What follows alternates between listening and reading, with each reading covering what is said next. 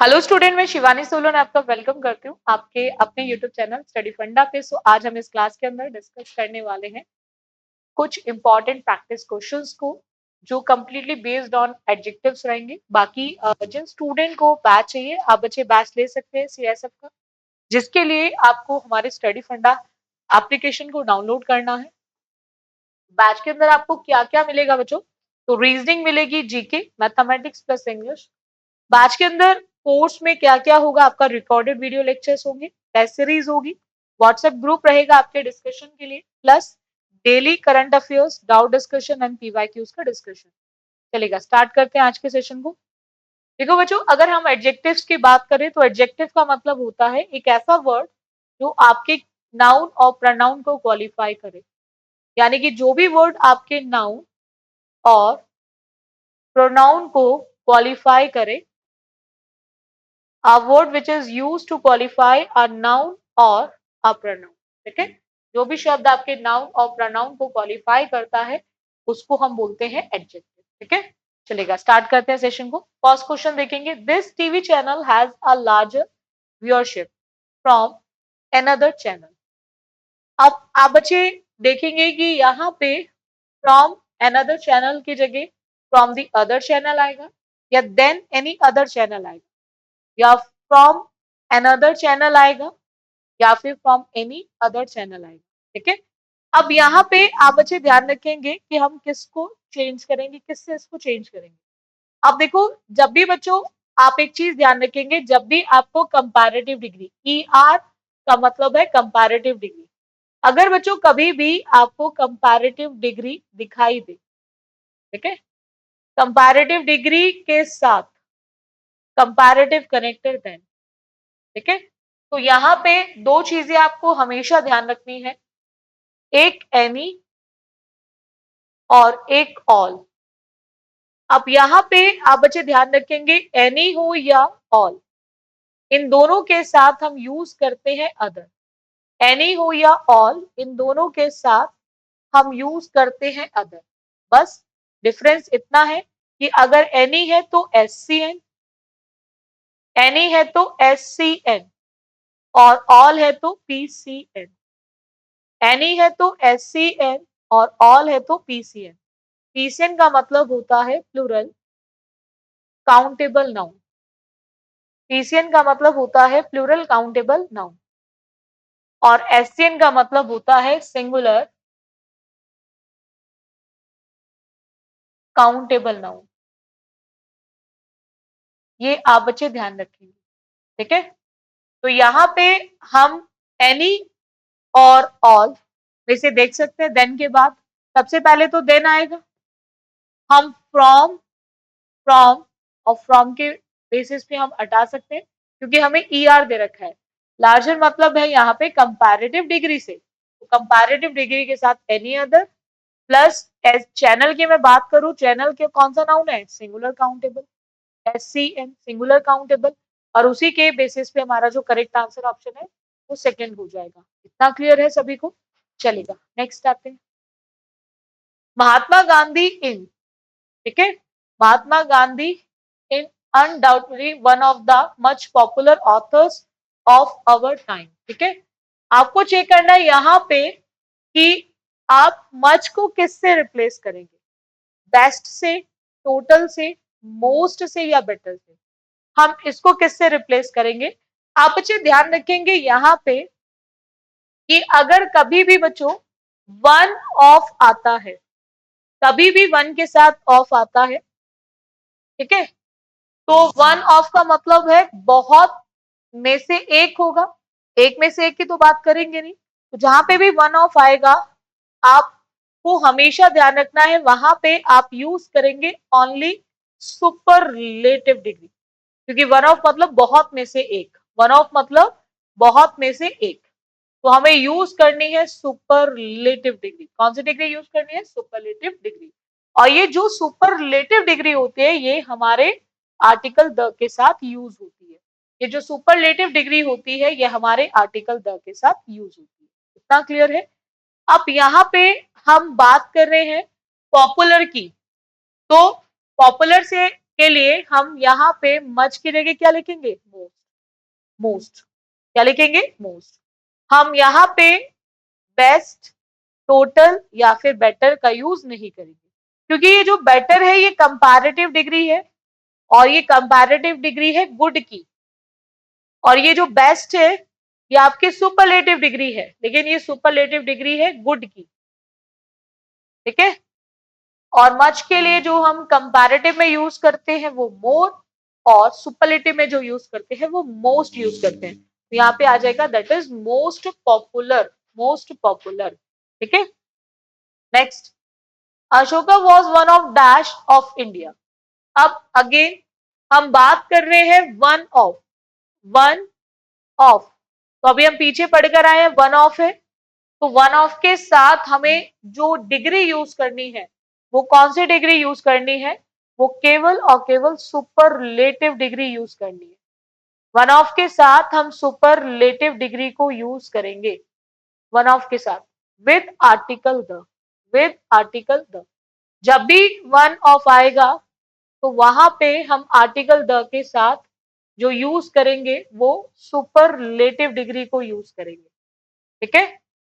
अब यहाँ पे मैं बात करूं ग्रेटर की, मोर ग्रेट की और ग्रेटर की, तो ये सब हमें कंपैरेटिव डिग्री के बारे में बताता है। ठीक है। हालांकि ग्रेटर ईआर लग रहा है तो मोर का तो मतलब ही नहीं है, तो वैसे ही गलत है। ठीक है। तो ना ही हम ग्रेटर का यूज कर सकते हैं, हमें वन ऑफ के साथ यूज जो करनी है वो हमें सुपरलेटिव डिग्री यूज करनी है। तो यहाँ पे हम लिखेंगे दैट इज ग्रेटेस्ट। ग्रेटेस्ट। और उसी के बेसिस पे जो हमारा करेक्ट आंसर ऑप्शन होगा दैट इज फर्स्ट। उसी के बेसिस पे जो हमारा करेक्ट आंसर ऑप्शन होगा वो हमारा फर्स्ट हो जाएगा। ठीक है। One of the greatest Kings. One of the greatest Kings of India. इतना क्लियर है? चलेगा, नेक्स्ट आते हैं। Mister Sharma is dash his father. आपसे बोला जा रहा है कि द काइंडेस्ट एज, या एज काइंड एज, या फिर काइंडर एज, या फिर काइंड एज, हम किसका यूज करेंगे? ठीक है। जैसे हम बहुत बार दो लोगों की बात करते हैं, हम बोलते हैं ना वो उतना ही बुद्धिमान है जितना कि आप, है ना, या वो उतना ही दयालु है जितना कि उसके फादर हैं, उसकी मदर है, उसके ब्रदर है, या फिर उसकी सिस्टर है। ठीक है। तो आप बच्चे ध्यान रखेंगे, सबसे पहला पॉइंट तो क्या है बच्चों, अगर ईएसटी लग रहा है तो एज का यूज नहीं हो सकता, क्योंकि ये सुपरलेटिव है और सुपरलेटिव में हम एज का यूज नहीं करते। तो आप ध्यान रखेंगे अगर एज आ रहा है तो एज के साथ हम यूज करते हैं पॉजिटिव डिग्री। ये सीधा सीधा स्ट्रक्चर बेस्ड एरर है, पॉजिटिव डिग्री। और पॉजिटिव डिग्री से पहले अगर एज है तो डेफिनेटली पॉजिटिव डिग्री के बाद भी एज ही आएगा, ये आपको ध्यान रखना है। अगर बच्चों कभी भी पॉजिटिव डिग्री से पहले एज है तो पॉजिटिव डिग्री के बाद भी एज ही आएगा। इतना क्लियर है? तो आप बच्चे ध्यान रखेंगे, एज पीडी एज होता है, तो यहाँ पे हमें यूज करना है एज काइंड एज। हम क्या यूज करेंगे बच्चों? As kind as. एज के साथ हम हमेशा जो यूज करते हैं वो यूज करते हैं दैट इज पॉजिटिव डिग्री। हम किसको यूज करते हैं? Positive degree. तो एज काइंड एज, और उसी के बेसिस पे हमारा जो करेक्ट आंसर ऑप्शन है वो सेकंड हो जाएगा। चलेगा, नेक्स्ट आते हैं। She is as dash if not better than her sister. हम कई बार बोलते हैं वो उतनी ही अच्छी है, वो उतना ही बुद्धिमान है, उससे ज्यादा नहीं है। तो उतना ही जितना उसका भाई है, तो उतना ही जितना भाई है, तो डेफिनेटली उससे ज्यादा तो होगा नहीं। तो उस केस में ये भी सीधा सीधा आपका स्ट्रक्चर बेस्ड एरर है जो आपके एग्जाम्स में कई बार आ जाती है। अगर बच्चों कभी भी आपको इफ दिया है, ठीक है, and after that comparative degree दी है, comparative degree with comparative connector then, ठीक है, तो आपको ध्यान रखना है उस केस में भी हम यूज करते हैं as positive degree. As positive degree as, उस केस में भी हम यूज करेंगे एज पॉजिटिव डिग्री एज। ठीक है। तो ये आप बच्चे ध्यान रखेंगे। उस केस में भी हम एज पॉजिटिव डिग्री एज का यूज करेंगे। अगर इफ के बाद हमें क्या दिया गया है, comparative degree with comparative connector than, comparative degree with comparative connector than. तो यहाँ पे उसी तरह से आप देख सकते हो कि एज पीडी एज गुड हमारी कौन सी डिग्री है बच्चों, गुड हमारी पॉजिटिव डिग्री है, गुड हमारी कौन सी डिग्री है, पॉजिटिव डिग्री। तो एज पीडी एज के बेसिस पे हमारा जो करेक्ट आंसर ऑप्शन है वो सेकंड होगा एंड रिमेनिंग ऑप्शंस को हम एलिमिनेट कर देंगे। इतना क्लियर है सभी को? आई होप आप बच्चों को पॉइंट अच्छे से क्लियर हो गया होगा। नेक्स्ट आते हैं, Sami dash to Muni about the progress of the work.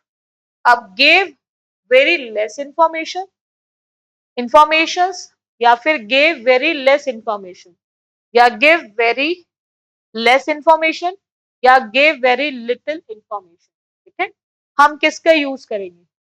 अब देखो यहाँ पे हम बात कर रहे हैं उसने दी किस तरह की इंफॉर्मेशन दी होगी। ये जो लिटिल होता है बच्चों, ये जो लिटिल होता है, हम इसका यूज करते हैं अनकाउंटेबल नाउन के लिए। हम लिटिल का यूज करते हैं अनकाउंटेबल नाउन के लिए। ठीक है, हम लिटिल को यूज करेंगे अनकाउंटेबल नाउन के केस। अनकाउंटेबल नाउन का मतलब होता है जिन्हें आप 1, 2, 3 की फॉर्म में गिन नहीं सकते। मेरे पास पैन कितने हैं, we can count, but pen के अंदर इंक कितनी है, we can never count. Class में स्टूडेंट्स कितने हैं, हम काउंट कर सकते हैं, स्टूडेंट में ऑनेस्टी कितनी है, काउंट नहीं हो सकती। ठीक है, ऐसे ही टेबल्स कितनी है, काउंट हो सकते हैं, टेबल में वुड कितनी है वो काउंट नहीं हो सकती। यानी कि जो चीजें नहीं गिनी जा सकती दैट इज अनकाउंटेबल, और अनकाउंटेबल के केस में हम यूज करेंगे हमारा लिटिल। अब देखो बच्चों, ये जो लेस है, ठीक है, लेस या लिटिल, ये किसके बेसिस पे होगा, इंफॉर्मेशन के बेसिस पे। सबसे पहले आप बच्चे ध्यान रखेंगे, जितने भी अनकाउंटेबल होते हैं इनमें कभी भी एसोरियस नहीं लग सकता। उसका रीजन, उसका रीजन है क्योंकि इनकी कोई प्लूरल फॉर्म बनती ही नहीं है, इनकी कोई भी प्लूरल फॉर्म बनती ही नहीं है। ठीक है, तो इनमें कभी भी हम एस नहीं लगा सकते। सबसे पहला तो फर्स्ट ऑप्शन हटेगा। दूसरा, ये जो लेस है, लेस कंपैरेटिव फॉर्म में यूज होता है कंपैरिजन के लिए। ठीक है, तो इसीलिए ये दो ऑप्शंस भी खत्म। बचा कौन सा option, that is fourth, give very little information. अब रोज रोज तो प्रोग्रेस को लेकर देगा नहीं, जो काम एक बार हुआ वो हमारा जाएगा सीधा सीधा पास्ट में, और पास्ट का मतलब होता है वर्ब की सेकंड फॉर्म। गिव जो होती है बच्चों, वो वर्ब की कौन सी फॉर्म होती है, फर्स्ट, और इसी गिव की जो सेकंड फॉर्म होती है दैट इज गिव। इसी गिव की जो सेकंड फॉर्म होती है वो गिव, और इसी की जो थर्ड फॉर्म होती है वो गिवन होती है। ठीक है, तो आपको ध्यान रखना है यहाँ पे हम किसका यूज करेंगे, गिव का यूज करेंगे। इतना क्लियर है? आई होप आप बच्चों को पॉइंट अच्छे से समझ आ गया होगा। चलेगा, how many eggs were put into the basket. आपको चेक करना है यहाँ पे कौन सा पार्ट इनकरेक्ट दिया गया। ठीक है, अब देखो यहाँ पे हम बात कर रहे हैं एग्स की। एग्स का मतलब हम काउंटेबल नाउन की बात कर रहे हैं। अब आप बच्चे ध्यान रखेंगे, ये जो मैनी होता है, मैनी का जो यूज होता है वो हम हमेशा करते हैं प्लूरल काउंटेबल नाउन के लिए। मैनी का जो यूज होता है वो हमेशा प्लूरल काउंटेबल नाउन के केस में यूज किया जाता है। ठीक है, जहां भी एक से ज्यादा नाउन की बात करोगे, एक से ज्यादा की बात करोगे, तो उस केस में आप यूज करोगे मैनी।